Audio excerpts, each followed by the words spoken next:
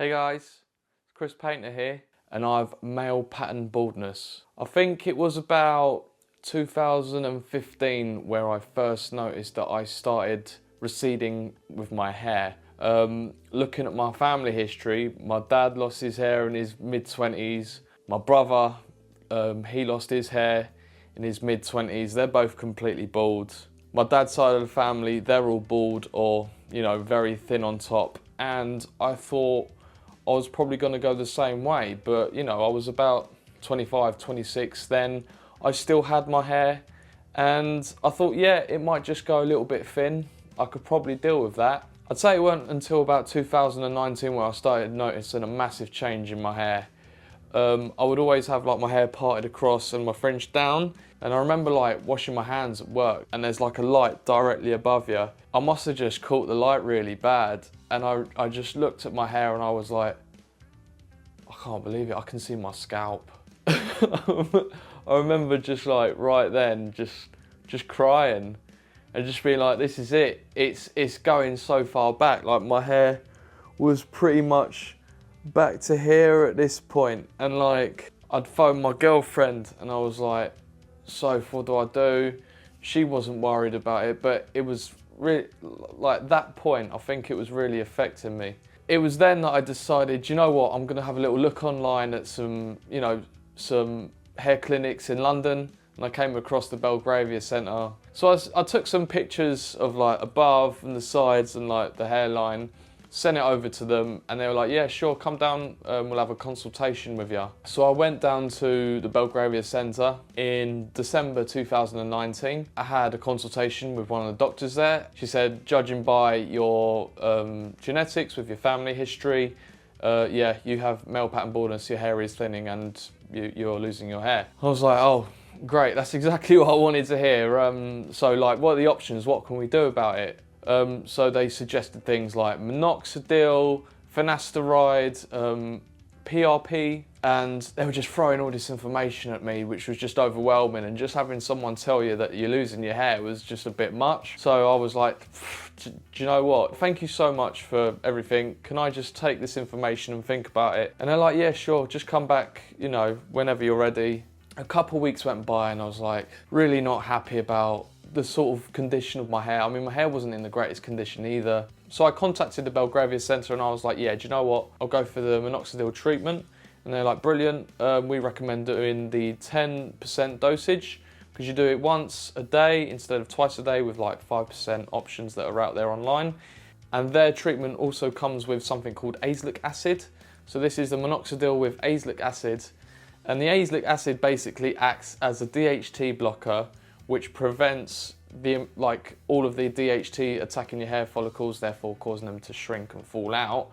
But combined with the minoxidil, you're stimulating your hair. So you're stimulating the hair growth. The minoxidil pushes all of the finer hairs out and hopefully causes new hairs to regenerate and grow through. So I was trying this for about 2 months, and in that time I noticed a hell of a lot of shedding in my hair, which was a bit of a worry because I was like, oh, my hair's falling out even more. I just kind of bit the bullet and was like, yeah, do you know what, I'll do at least 6 months, I'll see how it goes. And it wasn't until March where I started noticing a bit of a change, and I saw tiny little hairs growing through all along my hairline, and I would basically apply it just at the front here, along the sides, and just on the crown and along the top. And I was doing a bit of research online. I was like, would finasteride be a good option? I was a bit scared by what people were saying. They were saying it can affect your libido, it can give you depression. So I was doing a bit more research, and on YouTube I came across this channel called the Hairloss Show. And these guys were brilliant because they're two doctors, they're surgeons as well, like for hair transplants and stuff. So they know everything about hair.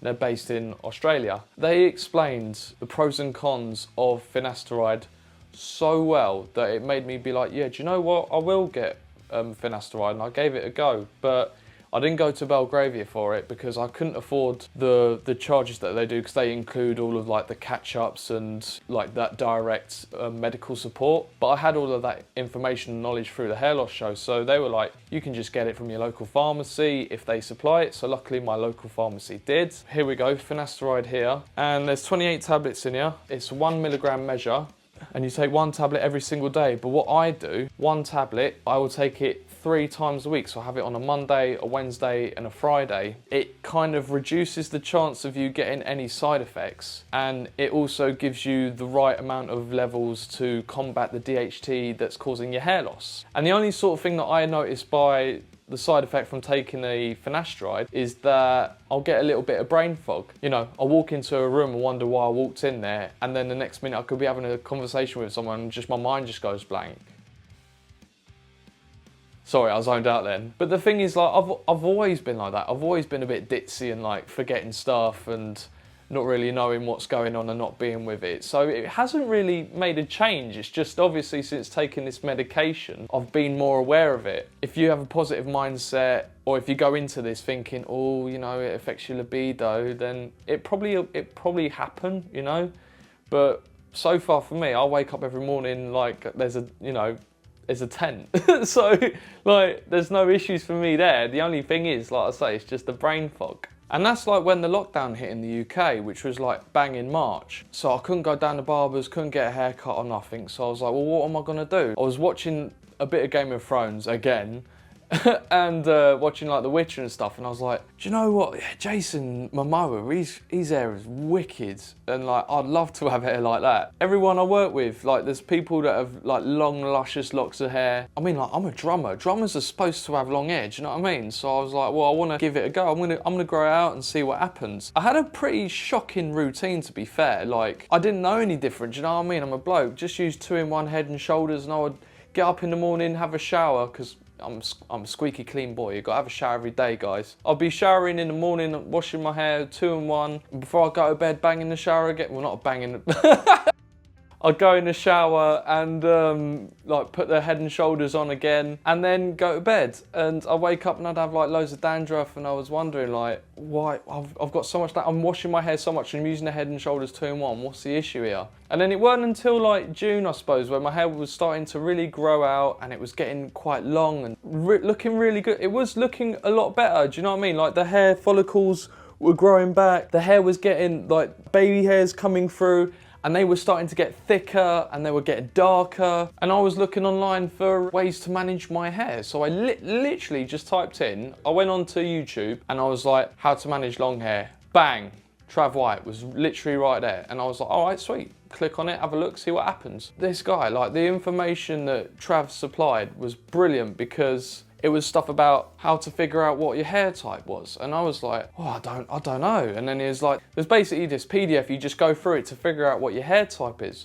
And then there's other things, it's like how often should you be washing your hair? What sort of product should you be using on your hair based on your hair type? I was watching more of his videos and he introduced his Facebook page, Madad Mains, and I was like, oh yeah, I could get onto this. So I just joined up, and there's thousands of people in the same situation I was in. They're all growing their hair out. They're all wondering what sort of products to be using. They're all wondering how often they should be washing their hair. They're like, oh, there's loads of hair down in the plug hole. How much hair should I be losing? Is this normal? And it's just like, there's like the community there that it's just absolutely brilliant. There's so much support. Even for someone like me, like at the time my hair was like up here. Do you know what I mean? It looked ridiculous, but I mean, it looked great. But you know, you're growing it out. It was going through that awkward. I mean, I'm still there. I've got a lovely bob going on. But like, honestly, like the difference recently, like I keep looking back to pictures before, right? Like the initial picture I had when I started the treatment to like where I was at 6 months, and then to where I am today. And it's just, like, I'm completely, like, everything's different. Just because, like, I'm growing my hair out. Like, I don't know, man, if I was Like if I was gonna go bald, I mean, I do have male pattern baldness. If I stopped taking my treatment, my hair would start falling out like straight away. There's no doubt about that. But so like, this is something I have to do until they come out with the next like groundbreaking thing, you know? But like until then, I'm just gonna keep taking this stuff, you know? Because I wanna keep my hair and I wanna grow it out, I wanna get it long and I wanna show it off. I'm vain. I like being in front of the camera. Anytime people are taking pictures, I'm like, yeah, go on. I'll have a picture, do you know, why not? I think the main thing for me as well is how it's made me feel. Don't get me wrong, I've always been a confident person. You know, I never really thought about my hair too much until that day I was looking in the mirror and I was like, this is it, like, I'm losing my hair. Since I took that intervention, I went with the Belgravia, I got the Minoxidil from them and I got the Finasteride from my pharmacy. Seeing the change on a daily basis, every day I'm looking in the mirror. I'm not looking in the mirror now going like, oh, my hair's thin or anything. I'm looking in it going, how much is it going to keep growing? Like, it hasn't stopped growing, do you know what I mean? I reckon now my hairline's probably quite a mature hairline rather than a receding hairline, you know? But in an ideal world where I've got like my forehead lines here, the creases, the wrinkles, I'd probably have these sides come down a bit more hair on the sides here. I don't know if I would explore options in the future if that doesn't grow back, because I don't like having a 5 head, you know?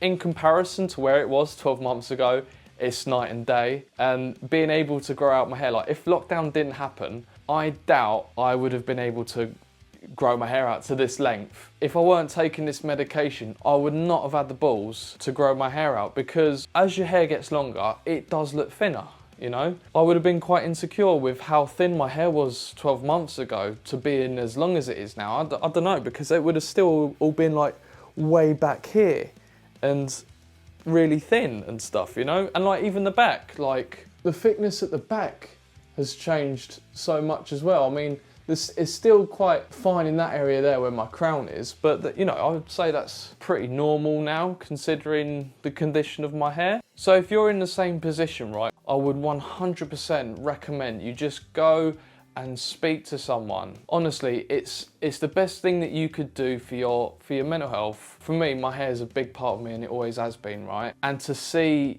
that change really, really shocked me to the core. And like, I'm surrounded by all these like-minded people who are combating their hair loss as well. But they all look great. If I wasn't in that group, I don't think that I would have continued growing my hair either. Because like on a couple of occasions, I was like, oh, you know, it looks stupid here with all the curls and it's not growing on the sides. Like it's not. Like these hairs here on the sides, these don't grow at all. I would have given up. I would have been like, oh, just have a number 2 on the back and sides and put the top, you know, cut the top like I did before and just have the fringe thing going on. I am really glad that I stuck it out. I've been quite lucky with my hair journey, to be honest, because I've had quite a lot of support from my family. Like my sisters don't like my long hair. Like they were like, oh, shave it off. But my mum's like, it's lovely. It reminds me of the 70s and 80s. Keep doing it. And then like, some people at work are like, oh, Chris, it